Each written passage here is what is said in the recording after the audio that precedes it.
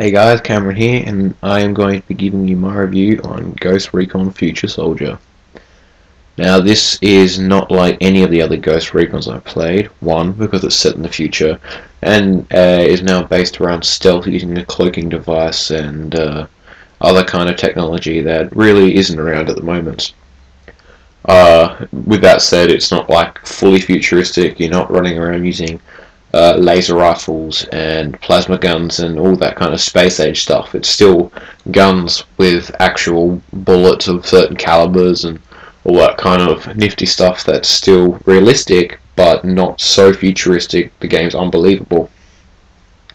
The cloaking device isn't completely a cloak either. It's more of a reflecting light off your suit, so it kind of blends you in with the environment. It's not like you go completely invisible. You can still be spotted by enemies, and again, this is making it not as futuristic, just kind of making it realistic at the same time. Although it is once again, it's Tom Clancy game, so it's realistic, as I've said.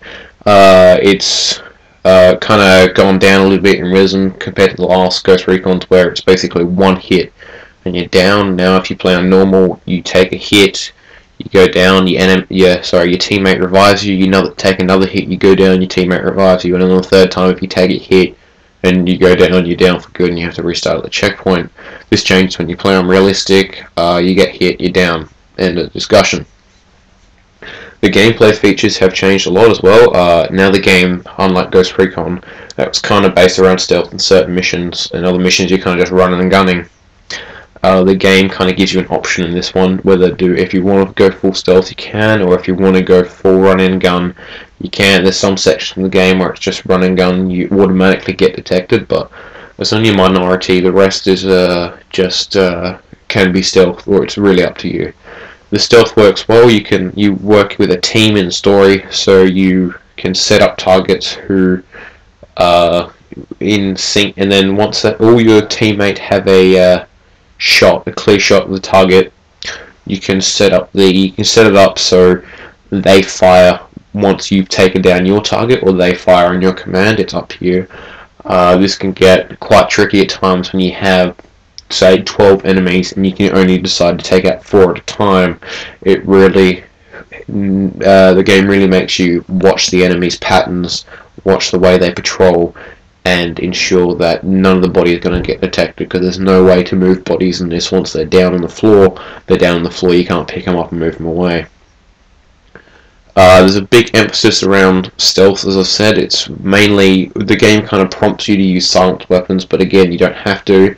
The weapon customization is amazing. You can customize everything from sights to the gas that machine guns use, to the trigger, to the stock. You can upgrade everything, change everything. You can choose what guns you use, so you don't have a set gun. You can choose whether you're going to go on with a sniper or a shotgun or light machine gun. The options are endless. You can play how you want, which is great for me because I really enjoy using sniper rifles. The game's about 8 to 10 hours long, kind of the average these days. 6 to 8 hours is kind of the average game that's released, except for these really long ones.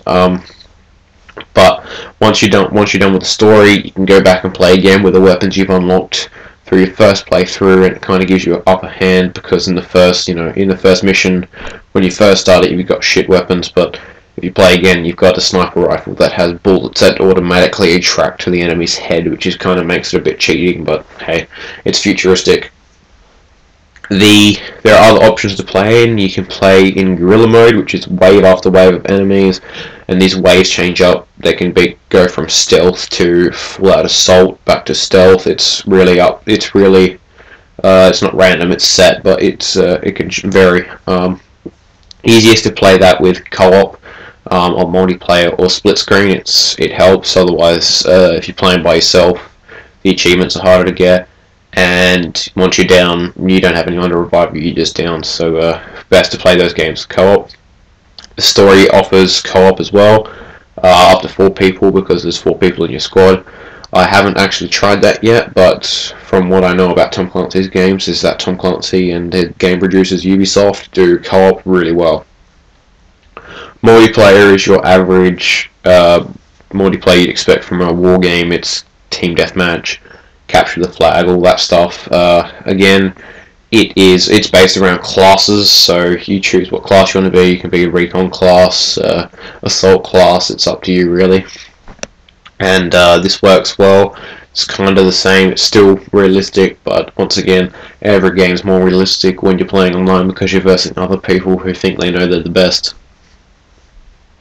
Realistically, this game met my expectations, but didn't higher them and lower them in any way. It just stayed where it was. I was expecting a game where I could be stealthy using this cloaking device, but if shit hit the fan, I wouldn't fail a mission. I could just continue going, and that's quite unique.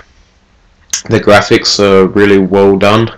Looks better than the last couple of Tom Clancy's games that have been out, but the way that the sand, in some of the missions, the way the sand looks, and in the sandstorm, if you're stuck in a sandstorm, you can barely see in front of you and have to use X-ray vision and all that kind of cool futuristic stuff that's at your disposal. I would definitely recommend this game to anyone who enjoys the Ghost Recon franchise or anyone who enjoys Tom Clancy's games.